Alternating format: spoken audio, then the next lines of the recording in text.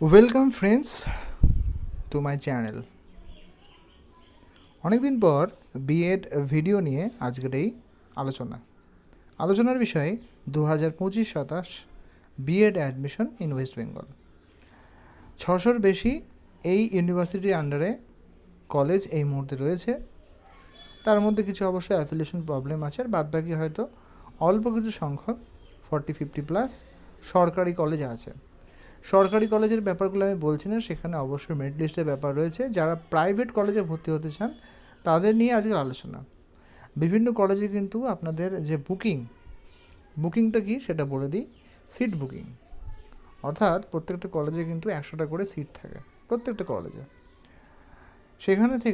সেখানে আপনাকে আগে থেকে কিছু টাকা দিয়ে সিট বুক করে রাখতে হয়, যে হ্যাঁ আমি ইংলিশ অনার্স বা বাংলা অনার্সে পড়াশোনা করেছি, এখন বিএড করতে চাই। তাহলে এই সিট বুকিংটা কিন্তু বিভিন্ন কলেজে আস্তে আস্তে শুরু হয়ে গেছে, এবং আপনারা যদি খবর নেন আপনাদের আশেপাশে, সেখানেও কিন্তু সিট বুকিং প্রসেস চালু হয়ে। কেন ইম্পর্ট্যান্ট?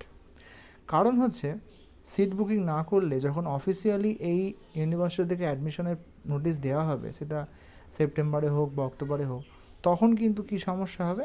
তখন যেটা সমস্যা হবে, আপনি কিন্তু ভ্যাকান্সি নাও পেতে পারেন, সমস্যা হতে পারে, বা আপনার নিকটবর্তী জায়গায় হয়তো আপনি পেলেন না। আপনি চাইছেন যেখানে আপনার বাড়ির কাছে, আপনি পেলেন অনেকটা দূরে। সেক্ষেত্রে কিন্তু আপনারা অবশ্যই প্রথমে যোগাযোগ করুন যে আপনার আশেপাশে যদি আপনার ইন্টারেস্ট থাকে, অবশ্যই আপনারা সেখানে সিট বুকিং হয়েছে কিনা।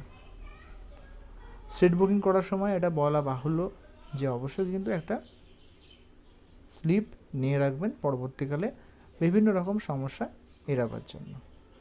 কারোর সঙ্গে যোগাযোগ না করে সরাসরি কলেজে যান, এবং সেখানে গিয়ে আপনাদের ভর্তি প্রক্রিয়া সম্পর্কে সরাসরি জিজ্ঞাসা করুন। কোনো থার্ড পার্টি, কোনো বুঝতেই পারছেন কার কথা বলছি, বা দালাল মারফত না গিয়ে সরাসরি যান। আপনার খরচাও কমবে, হেডেকও কমবে, আপনি অথেন্টিক ইনফরমেশনটা পাবেন। সব কিছু ভিডিওর মাধ্যমে বলা সম্ভব নয়।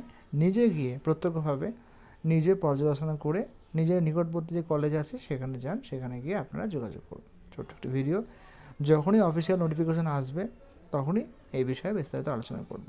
ধন্যবাদ, ভালো থাকুন।